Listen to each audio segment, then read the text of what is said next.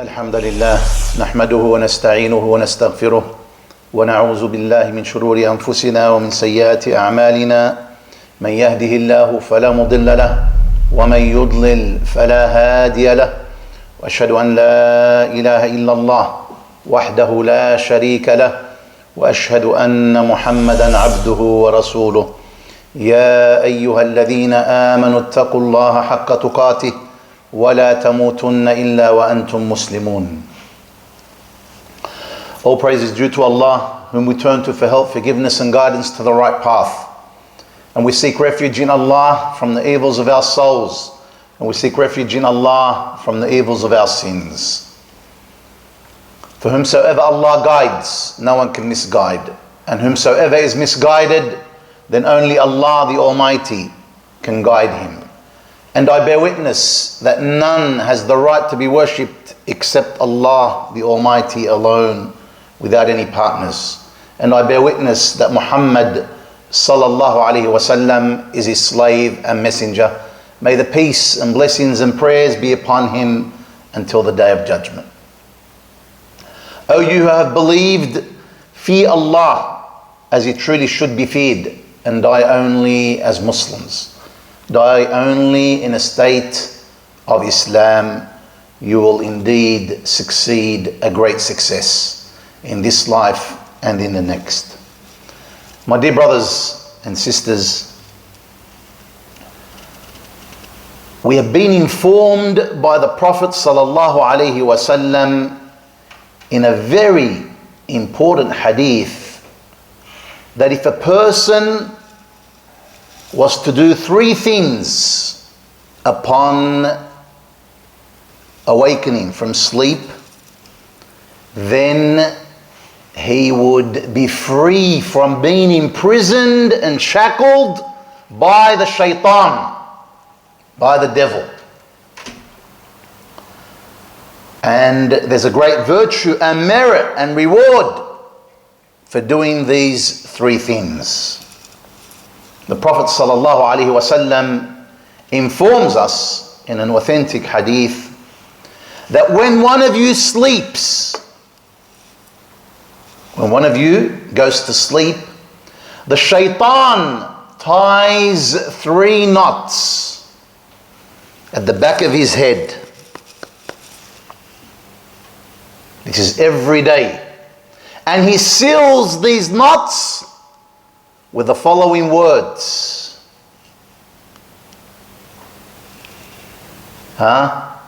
With the following words. He says, sleep. You have a long night. Sleep. On each knot. If a person wakes up and he mentions Allah the Almighty, remembers Allah the Almighty. We have already taken the remembrances and supplications that a person should say when waking up from sleep. So if he remembers Allah, supplicates Allah when he wakes, he loosens the first knot. He loosens the first knot. So remembering Allah and supplicating Allah, that is the first shackle that you break from the shaitan. You loosen that knot. Then if he does ablution, wudu, he loosens the second knot. And then if he prays, he loosens the third knot. So these are the three knots that the shaitan ties, that the Prophet ﷺ informs us that the shaitan ties upon every person when he goes to sleep. And that is how you break away, or you untie, or you loosen these knots. So basically he prisons you. That is the way to free yourself and get yourself out of his plots and plans and his prison. Then what happens? What are the rewards if you were to do that? Prophet ﷺ says, then in the morning, a person will be in good spirits. and active. It's a huge benefit and reward and virtue. You'll be in good spirits, in high spirits, and active. Or else you will be in bad spirits and sluggish and lethargic. That's what the Prophet ﷺ informs us. You will be in bad spirits and lethargic. Subhanallah, I was just pondering when I came across this hadith, what people do today to feel good and to be in high spirits and to get that boost or energy in the morning. And even with our pious brothers, they say to you, I can't get along without a coffee in the morning. That's their boost. And some of them, they have to go to the gym to be energetic and to get that boost. And the list goes on and on. Each and every one of us has a certain way of doing something which will gain us that boost and energy in the morning. And subhanAllah, the solution is very simple. The prophetic solution. Remember and supplicate Allah when you first wake up. Do wudu, ablution. Pray. Bi-idhnillah. You've got that boost. You've got that energy. You'll be active and you'll be in good spirits. And without a doubt, getting up in the last third of the night is special. Something special to a believer. Because he secludes himself with Allah the Almighty. He withdraws and secludes himself to be alone in devotion and in worship of Allah the Almighty, his Lord. And if you were to do that, that would lead to greater sincerity, greater rewards, greater focus in your worship. So it's a special time. And it's for the elite amongst this ummah. Allah the Almighty, when He highlights some of the characteristics and attributes of His true servants, Ibadur Rahman, He calls them, as in Surah Al-Furqan. Wa Ibadur Rahman, the servants of the All-Merciful, what does He say? وَالَّذِينَ يَبِيتُونَ لِرَبِّهِمْ سُجَّدًا وَقِيَامًا. Those who spend part of the night, some of the night in prostration and in standing up in prayer to their Lord.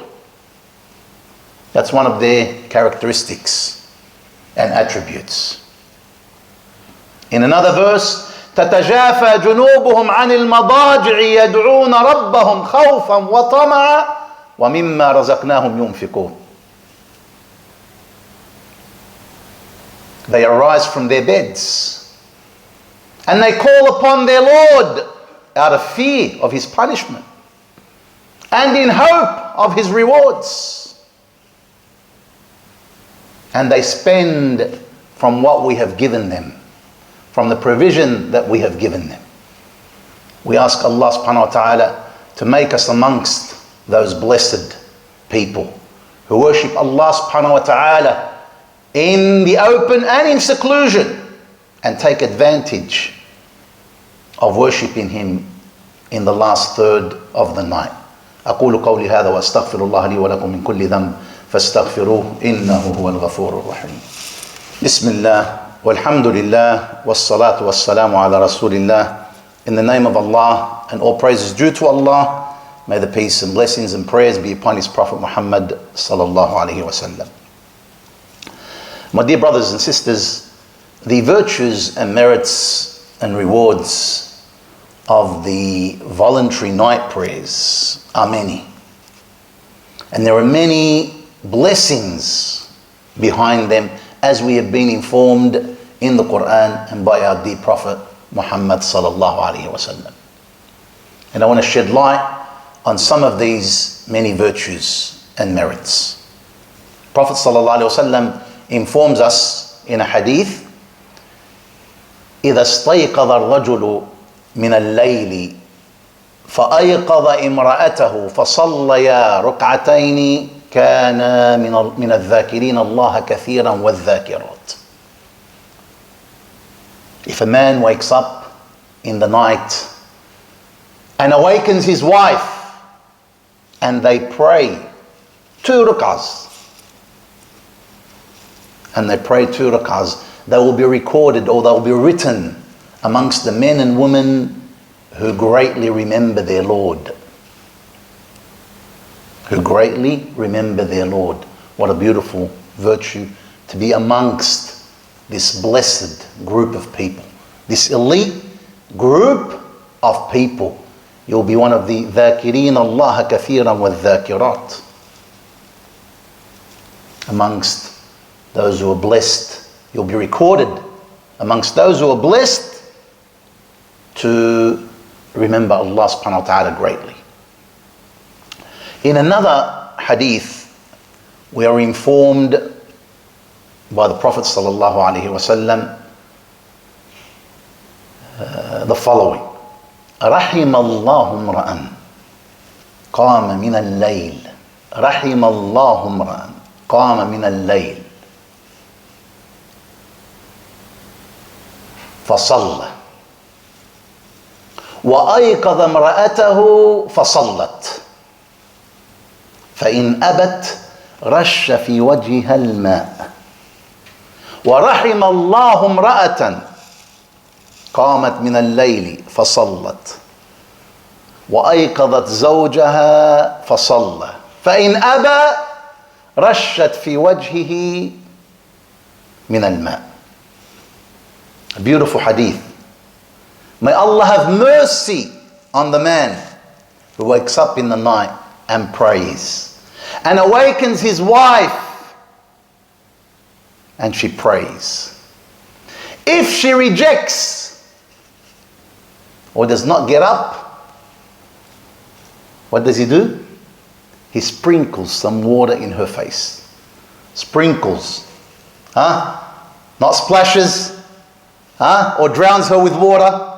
Sprinkles some water in her face so that she can get up in a peaceful manner, in a comfortable manner, and not get up swearing at you, fighting with you, tearing the house down. For sprinkles in her face some water. May Allah have mercy on the man and the woman who does such an action. And again, what a beautiful merit and reward and virtue. Finally, I want to also share with you a very important hadith wherein the Prophet ﷺ informs us that if a person were to do these 4 actions, he will be guaranteed paradise. He will enter paradise in a secure and safe and peaceful manner. Again, what a beautiful and great blessing and great reward that is. And are we implementing these 4 things that have come in this authentic hadith? The Prophet ﷺ says, أيها الناس أفشوا السلام أفشوا السلام وأطعموا الطعام وصلوا الأرحام وصلوا والناس نيام تدخلوا الجنة بسلام. O mankind, O people, send greetings, spread greetings amongst you. The salam, which is one of the highly recommended acts when you meet with your brother Muslim. Assalamu alaikum wa rahmatullahi wa barakatuh. Spread these great blessings of peace and salutations amongst you.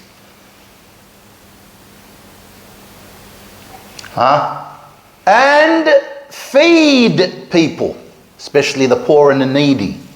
And keep ties, the third, and keep ties with your kinship, with your blood relatives. And the fourth, pray in the night when people are asleep. You will enter paradise in peace and in security. What a beautiful reward. Simple actions, simple deeds. Are we taking advantage? Are we implementing these deeds in our daily lives? Ask yourselves. Subhanallah, small actions, huge rewards. May Allah subhanahu wa ta'ala bless us at all times with doing that which is pleasing to Him. And with doing that which brings us closer to Him and brings us closer to paradise. اللهم أعز الإسلام والمسلمين وأذل الشرك والمشركين واكبت أعداء الدين.